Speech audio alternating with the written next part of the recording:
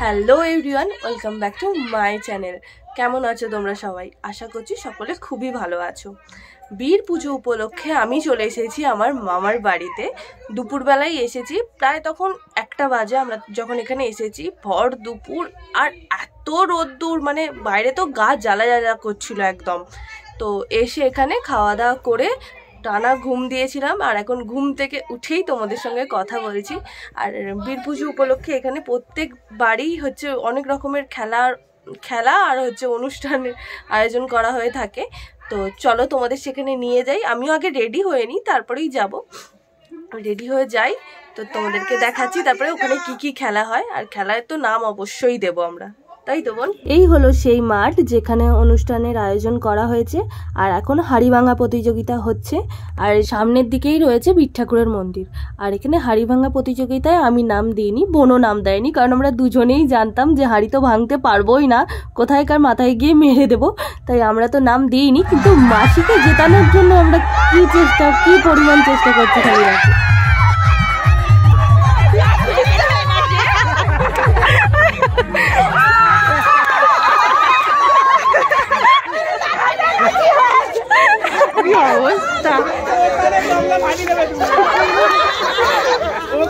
মাসি তো সেকেন্ড হয়ে গিয়েছে, আমি তাই ভাবলাম যাই একটু ঠাকুরের কাছে জানিয়ে আসি, অন্তত মিউজিক্যাল বল পাস কিছু অন্তত হই। কিন্তু প্রথমেই আউট, প্রথম রাউন্ডে কে আউট? না আমি। এখন এবার দেখা যাক বোন কি করে, ও জিততে পারে কিনা।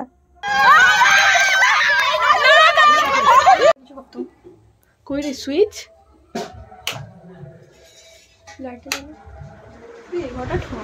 ও হেরে গিয়ে গরমেতে বাড়ি চলে এসেছি। বাতি জ্বালানো প্রতিযোগিতাটা হবে, এখনো কেউ তেমন নাম দেয়নি। মিউজিক্যাল বল পাসিং ওটা হয়ে গিয়েছে, আমি হেরে গিয়েছি, এটা জিতে গিয়েছে। আর মাসি মানে ওর মা থার্ড হয়েছে, ও ফার্স্ট হয়েছে।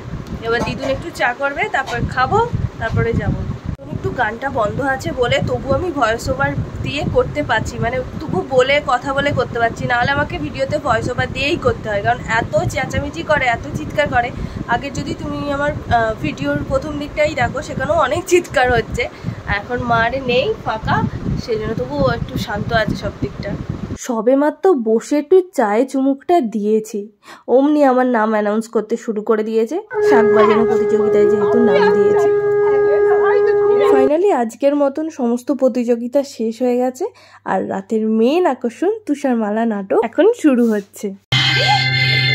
তুষারমালাটা যে আমার কোলে এসে পড়লো।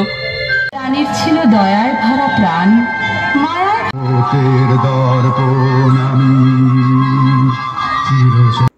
অনুষ্ঠানের ওখান থেকে আমি আর বোন চলে এসেছি, বাড়ির সবাই এখনো ওখানেই আছে।